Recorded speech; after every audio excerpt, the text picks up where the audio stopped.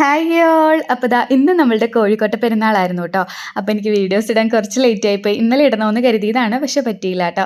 നമ്മളിതാ തേങ്ങയൊക്കെ വിളയിച്ച് നല്ല സെറ്റാക്കി എടുത്തിട്ടുണ്ട് കേട്ടോ.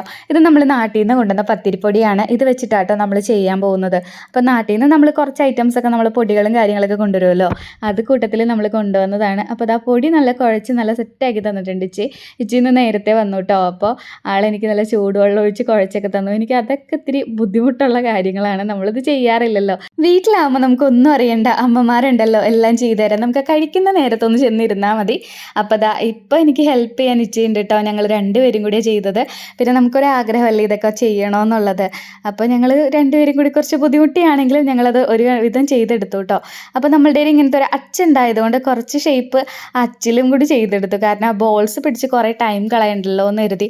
ഇത് നമ്മൾ നാട്ടിൽ നിന്ന് കൊണ്ടുവന്നതാട്ടോ. നമ്മുടെ പള്ളിപ്പെരുന്നാളിനൊക്കെ വാങ്ങിക്കാൻ കിട്ടില്ലേ, അപ്പോൾ അത് പണ്ടെപ്പോഴോ എൻ്റെ വീട്ടിൽ അമ്മ വാങ്ങി വെച്ചിരുന്നതാണ്. അപ്പോൾ ഞാൻ ഇങ്ങോട്ട് കൊണ്ടുവന്നു. അപ്പോൾ അതാ നമ്മളുടെ കോഴിക്കോട്ടയൊക്കെ റെഡിയായി വന്നിട്ടുണ്ട്. നിങ്ങളൊക്കെ കോഴിക്കോട്ട ഉണ്ടാക്കിയോ? ഇനി നമ്മൾ കഴിക്കാൻ പോവാ കേട്ടോ. മോന് വേണ്ടിയിട്ട് ഉള്ളിൽ ഫില്ലിങ്സ് ഒന്നും വെക്കാത്ത രീതിയിൽ നമ്മൾ കുട്ടി കുട്ടി ബോൾസ് ഉണ്ടാക്കി എടുത്തിട്ടുണ്ടായിരുന്നു. അപ്പോൾ അതാ ഞങ്ങൾ കോഴിക്കോട്ടയൊക്കെ കഴിച്ചു കേട്ടോ. നിങ്ങളൊക്കെ ഉണ്ടാക്കിയെങ്കിൽ തീർച്ചയായിട്ടും ഒന്ന് കമൻറ്റ് ചെയ്യാം കേട്ടോ. പിന്നെ ഇവിടെ കുറച്ചുകൂടി എളുപ്പമാണ്, നമുക്ക് തേങ്ങയൊന്നും ചിരണ്ടി എടുക്കേണ്ട ആവശ്യമില്ലല്ലോ. അപ്പോൾ അതാ നമ്മളുടെ കോഴിക്കോട്ടെ പെരുന്നാൾ ഇങ്ങനെയൊക്കെയായിരുന്നു. അപ്പോൾ അത്രയേ ഉള്ളൂ. എല്ലാവർക്കും ടാറ്റാ, ബൈ.